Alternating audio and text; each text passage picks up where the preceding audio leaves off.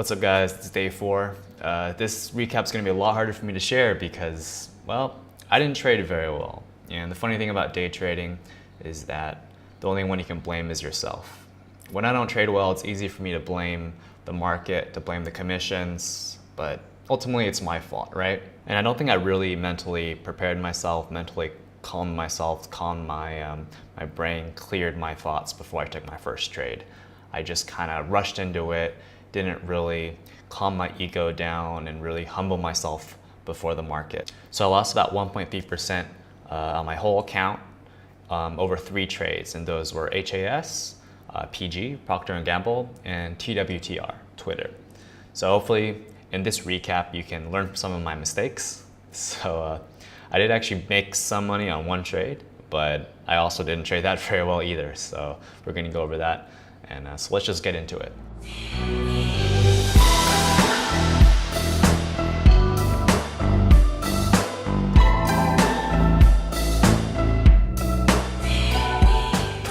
All right, so here we got Hasbro right here on the chart. It did have earnings today, and on the daily chart you can see it really gapped up here, up to $100. $100 is always a huge mental level, and it was gapping right above it. It also corresponds with this swing high pivot here, right at $100. And actually this huge gap up here, gapped up right to $100, held, and pushed up all the way to 107. So $100 was definitely, a very significant level, and that's why I was considering this stock for today. So here we got the 5-minute chart up, and the first mistake I really made today was actually getting in on the first 10 minutes, and I actually got it on the second candle here for a rejection of the 100. If you go to the 1-minute chart, and that's another thing, I was looking at the 1-minute chart a little bit too closely, especially because this was, too early in the day to just, really just be going off a couple of rejections here. It rejected 101 twice here, made a little bit of lower high, closed below $100, came up to 150, started reject again. So I got short here at $100. And I was really going for, a break off of this level into a push down. But as I said earlier, you kind of have to wait for price discovery to take place before you can enter in a trade, and that usually takes at least 15 to 30 minutes, right? Maybe even up to an hour. And these first few minutes is always really too volatile and hard to predict. Even if you're just scalping on a 1-minute chart, I feel like there's so much room for just random things to happen, for the market craziness to really take over and cause you to lose money. So granted, it was a small loss, but I entered in the first 10 minutes and I really shouldn't have. And that's really what I can take away from this. So yeah, I did actually get in exactly at $100, and my risk was above, above right here, which is 150 essentially. And the good thing is I was able to realize my mistake, and as this was holding 125, kind of hovering around the 40s actually on the ask side, I was thinking, like, if this doesn't break down now, like, I need to get out. So I just I actually may have got out in the 40s actually, because this was not working. I remember I got in and about 4 minutes later it just was not working.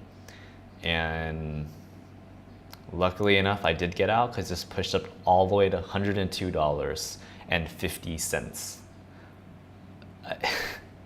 $2.50. And my stop was, I had a 50-cent stop.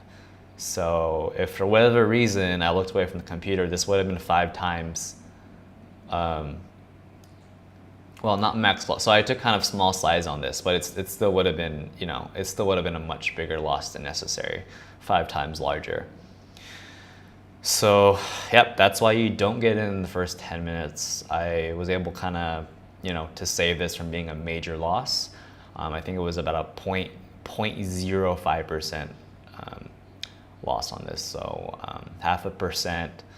And this is what happened to me going through the rest of the day. So this is going to affect me mentally for my next trade that I'm going to go over. And again, that's why you kind of have to wait for the proper setups, because when they do come up, if you're kind of mentally affected by something like this, you're not going to trade it correctly.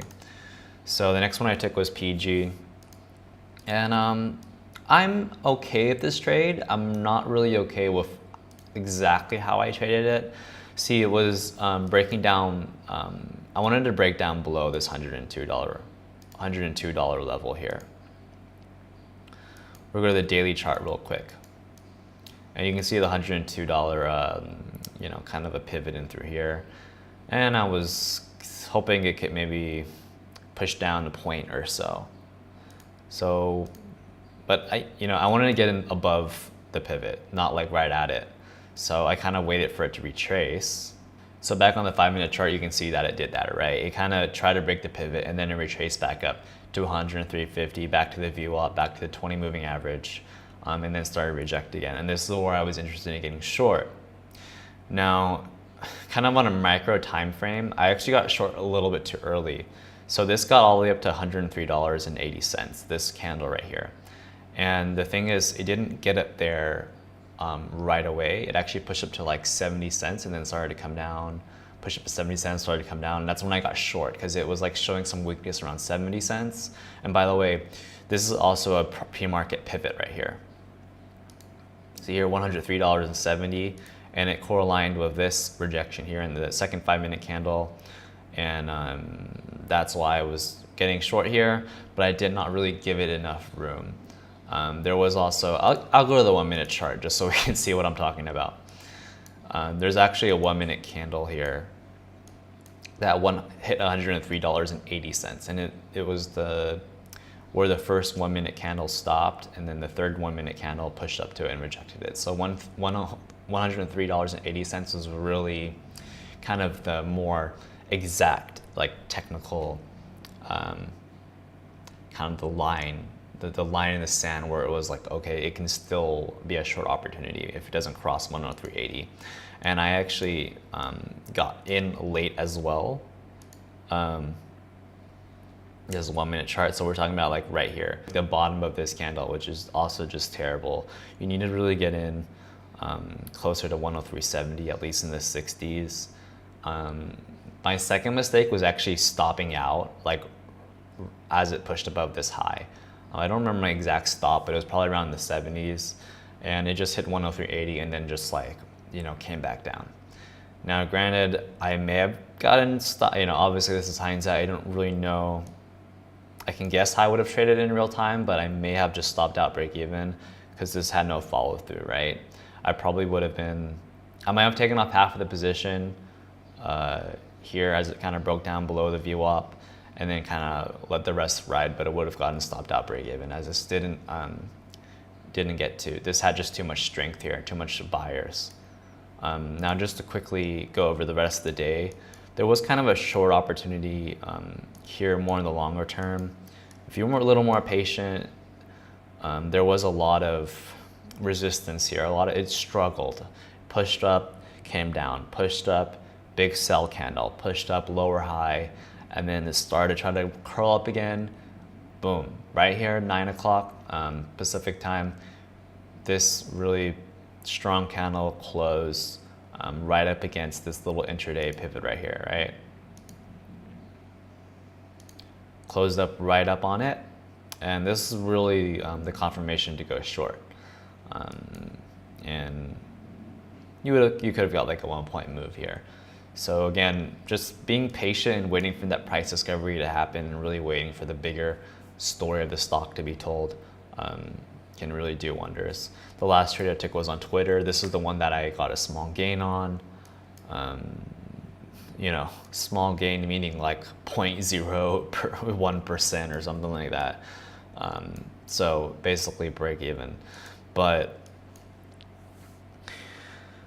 I want to go over, first of all, I wanted to go long in this trade, and that was really right here. I was really trying to push the button, but again, I was affected by the previous 2 losses. I was just exhausted by then, and I was really disappointed in myself. But this happens a lot. I'll try to show an example on the screen. This actually, I kind of went over this in day 3 yesterday as well. Basically the stock surges up, consolidates a little bit, and then it kind of retests a former, like a former high, a former swing high pivot, and then it kind of trends upward for the, for the rest of the day, hopefully. But you can see it was holding 39.50, and I really wanted to get long. This would have been really good with small size too, just to kind of start a position and see if this holds. The thing is, again, I was affected by the losses, and I already racked up some commissions, and I didn't really just want to get in, in a trade of small size. And I kind of wish I had not traded up until this point, which means I would have had to wait an hour into the market before I got into any positions at all. So yeah, it did help the 39.50 pivot. You could get in a little small position here and ride it up a point. So that was kind of it's a small trade, but you know what? Now, to be honest, you probably would have taken it off at the 40, so maybe only 50 cents, but it's green, and this is such a small stop size, like 39.35 cents would have been kind of your stop, maybe even under 39.30, and you're getting here at the 60s. So you have like a 30-cent stop. So after I missed this, I was looking for a short because obviously this was extended, right? This pushed all the way up from $37 up to 40, and that's like what, 10%, right? 10% move, that's gonna have to pull back at some point. So it was struggling here of the 40, 50s. You gotta be careful because look, I mean, you could have got short here, you could have gone short here, but it was a little bit more obvious here. We did have that close below the 90 EMA. And then I wanted it to retest the 20s and 30s. You can kind of see this little swing high pivot here, and the 30s and 20s was like a resistance zone, right? So I wanted to kind of push a little higher, test it, and then I can get short there. And then it was showing so much weakness, and it was like looking like it was gonna break down to the 40s. So I got in. I'm not happy with the entry. I really should have got in here in the 20s, and then this wasn't really a confirmation at all. And the second terrible thing was I didn't even take off my position when it got down to the 50s. I was only risking like 20 cents on this trade, and it got all the way like past a 2-to-1 risk reward ratio. And because I had such small size, because I was affected by the first 2 losses, I didn't even get short. I didn't even cover my position as it came down here. And that actually would have wiped out my 2 losses for the day. And instead I stopped out for like a 10-cent gain. As this pushed up above the 90s here, you can see a double top here at the 90s. And then it came down to the 60s again, giving me another opportunity to stop out, but I was waiting for that bigger move and got out of the 90s. It didn't end up getting down to the 40s, but this could have easily pushed back up to the highs, and that's why I got out here as it was starting to creep up towards 40. And then I just forgot that I was gonna go over the 1-minute chart over Twitter.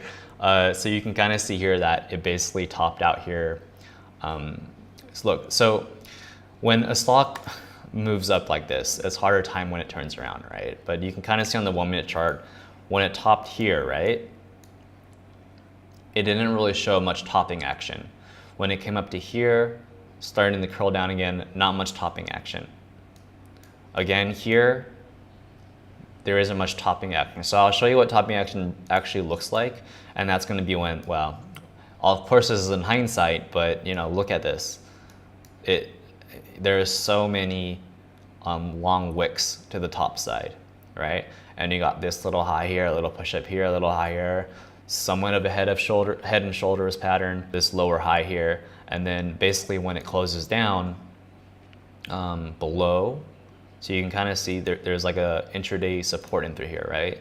And it closes below it. This is where you can get short here at $40.30, $40.20, not like at $40 where I got in. All right, so that wraps it up for today.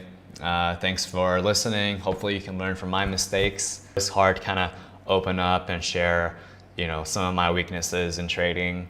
It is kind of therapeutic for me to let it out, be honest about it, be honest with myself, so that tomorrow, the next day, I can be a little bit more mentally aware of some of the things I need to watch out for when I'm trading. So I still got a lot of time left in this challenge. Let's go up together. Let's keep it surreal. And I'll see you next time.